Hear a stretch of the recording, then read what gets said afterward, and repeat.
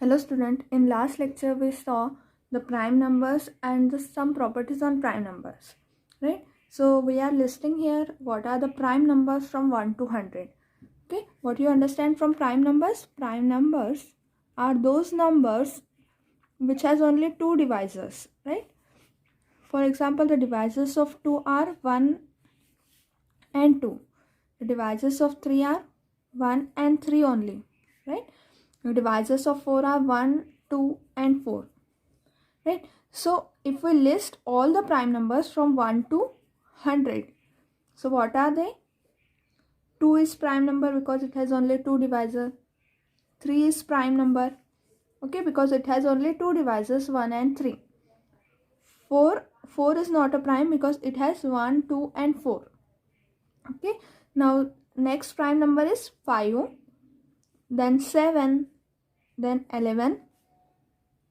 After 11, 12 is not prime because it is divisible by 3 and 4. 9 is also not prime here because it is divisible by 3, 1 and 9 also. Okay, so we are listing here all the primes from 1 to 100. So I write here as 11, 13, 17, 19, 23, 29, 31, 37, 41, 43, 47, 53, 59, 61, 67, 71, 73, 79, 83, 89, 97. Okay, so up to 100, these are all the prime number and they are total 25 prime numbers. From 1 to 100, we have only total 25 prime number. If we go further from this, we have also prime number that 101, 103 and so on. So can you tell me how many prime numbers are there in our list of all the natural number? Okay, and the prime numbers are always positive numbers. So how many are they? So we have here that there are infinite prime numbers in the set of a natural number because they are positive.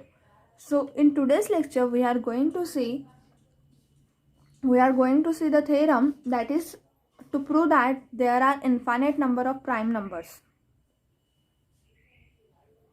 So the theorem is there are an infinite number of primes. We have to prove this theorem.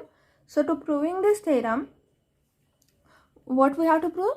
We have to prove that there are infinite number of primes.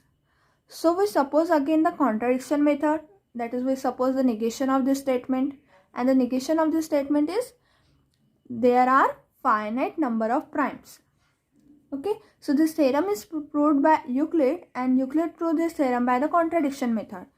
So in proof we are going to see to prove that there are infinite number of primes,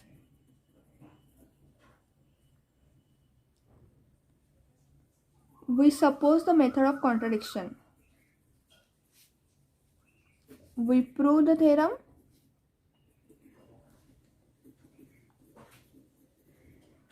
by contradiction method.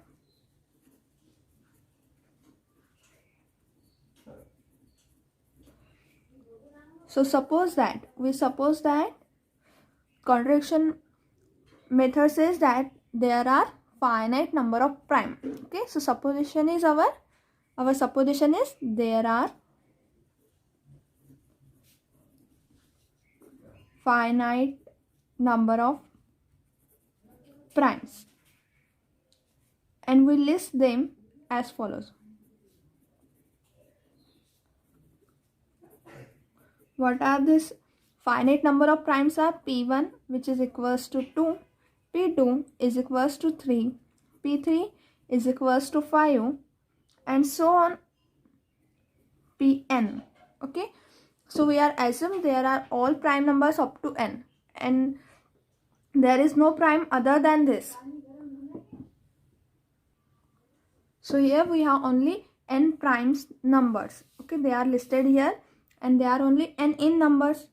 Now we define a number, we define m, which is equals to 1 plus the product of all this prime, p1 into p2 into p3 and so on up to pn. Okay, and we give this as a equation number 1. So we are defining here the number, since p1, p2, p3 up to pn are all positive numbers, therefore 1 plus this product implies that m is positive, right? So we say that m is positive integer, and here it is 1 plus something. Okay, so m is positive integer and which is greater than 1. So m is a positive integer greater than 1, and we know the theorem that every positive integer greater than 1, there is a one least positive integer, that is it has a positive integer which is a prime divisor. Okay, that is our theorem is every positive integer greater than 1 has at least one positive prime divisor or only prime divisor. Okay, so if there is an integer which is greater than 1, then it has at least one prime divisor, as this theorem we have seen in the last lecture. So we use this theorem here because m is positive integer and which is greater than 1. Okay, so m has, from this theorem we have m has at least one positive prime divisor, right? And we suppose the prime divisor is p. So we say the prime divisor is p, that is p is the prime divisor and p divides m. But as we have considered by the hypothesis that there are only n prime numbers, so this p is prime number, so this p belongs to this set of prime numbers, right? So we write here that since p1, p2 and so on up to pn are the only prime numbers,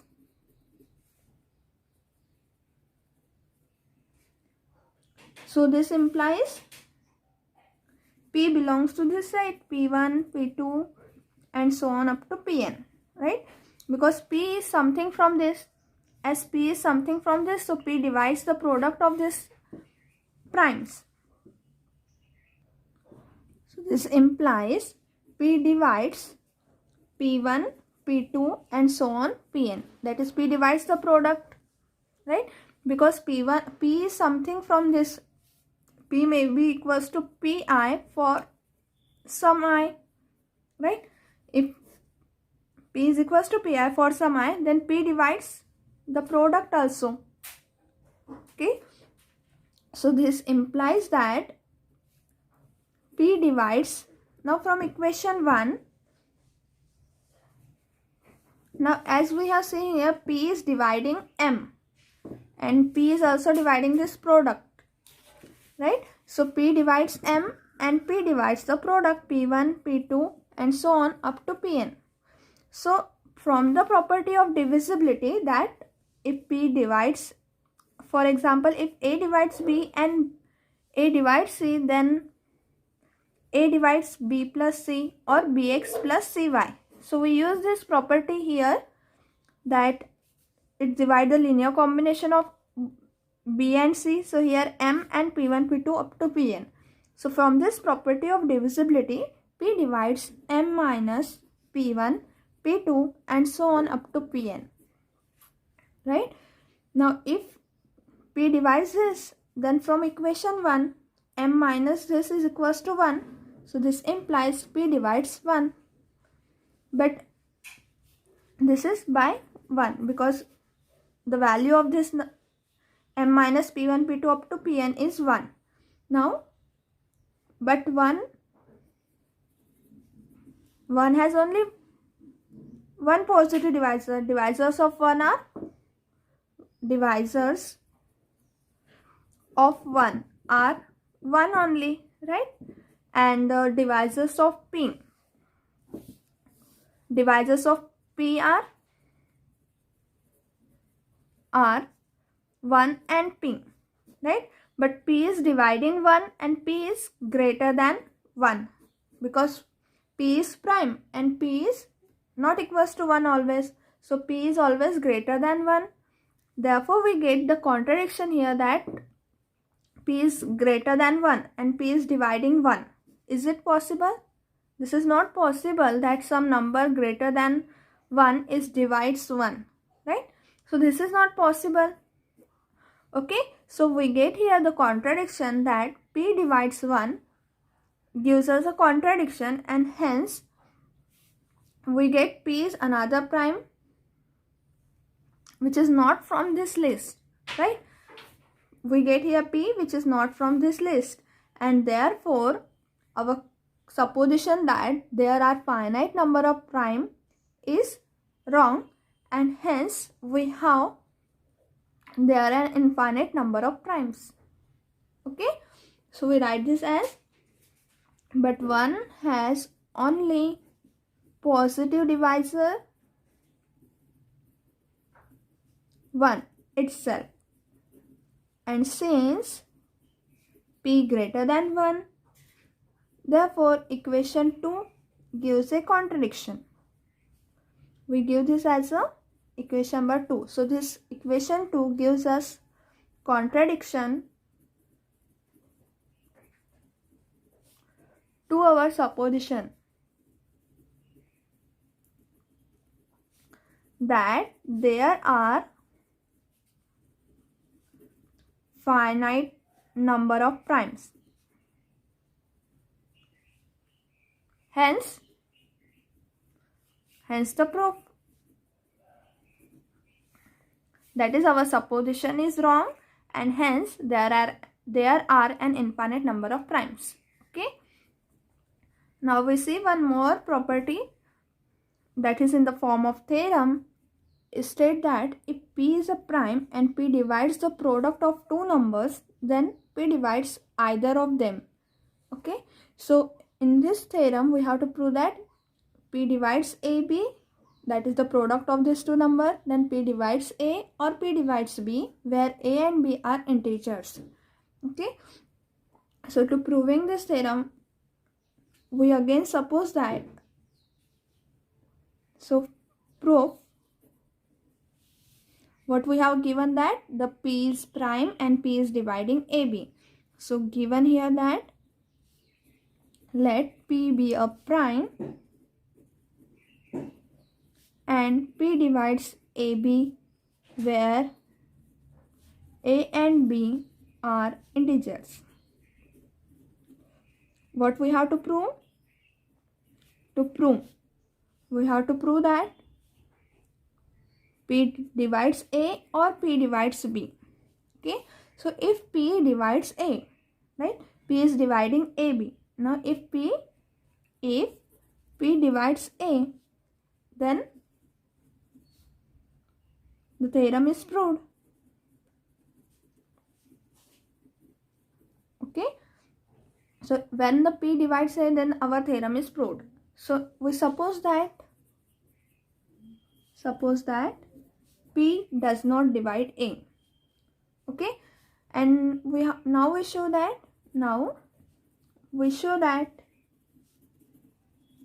p divides b. If p is not dividing a, then we have to show that p is dividing b. So our theorem can be proved. Okay, so to show that p divides b, what is given here, that p is not dividing a, right? P is not dividing a and p is prime. Okay, so p is prime, then what this implies that now since p is not dividing a, this implies the GCD of p and a is equals to 1. Okay, for example, 2 is not dividing 3, right? So what is the GCD of 2 comma 3? It is 1, because there is no common factor. Not dividing means what? There is no common factor in P and A, and therefore their GCD should be equals to 1. And by using the Euclid